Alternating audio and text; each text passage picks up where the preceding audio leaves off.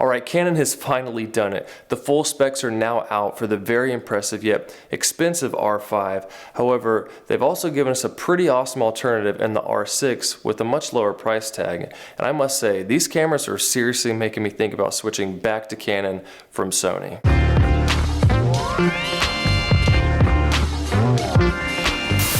Hey everyone, Camber here, showing you how to use your camera to make good videos. So if you're new, consider subscribing.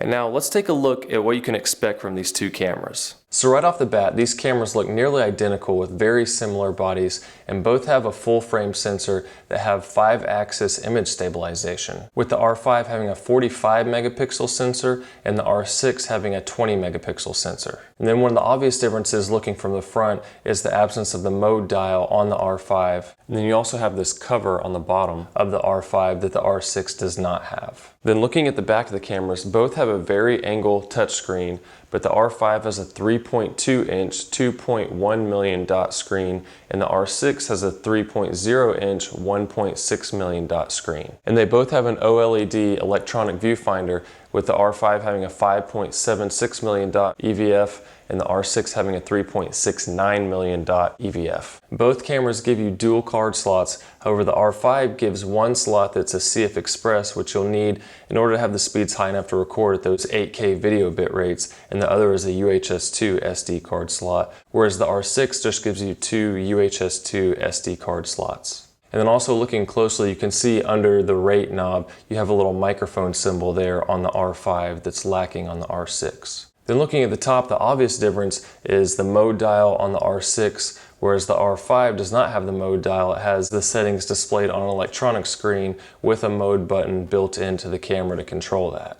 And the R5 also has this extra button on top with a little light bulb next to it. And then getting into camera specs, starting off, the R5 will give you up to 8K raw video at 30 frames per second, or you can record at 8K 30 frames per second in 422 10-bit CLOG. And then the R5 will give you 4K at up to 120 frames per second, and the R6 4K up to 60 frames per second, and both giving you that 422 10-bit with the CLOG option. And those 8K specs on the R5 are pretty wild, but I know a lot of people still don't even use 4K because of the huge file sizes, which makes the R6 even more desirable. So let me know down in the comments which of these cameras you'd be more likely to get and why, because I'm curious to how many people would actually want this 8K. And it seems like all the hype is about 8K and 4K, but we still get full HD in the R6, 120 frames per second with that 422 10-bit.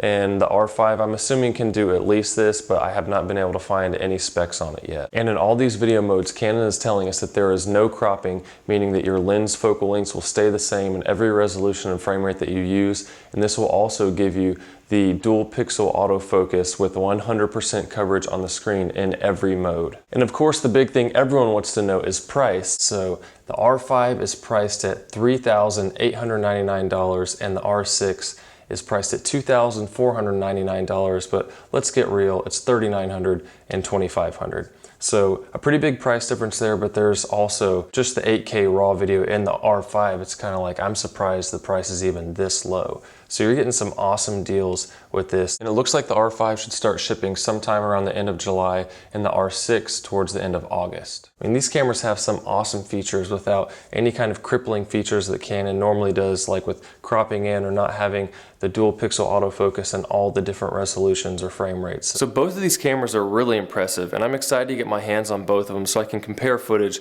and see if I'm going to switch back to Canon from my Sony a7 III. Unless of course Sony announces the mythical a7S III sometime in the next month. But if this video is helpful, then please help me out, leave a like, subscribe if you haven't, and I'll see you soon.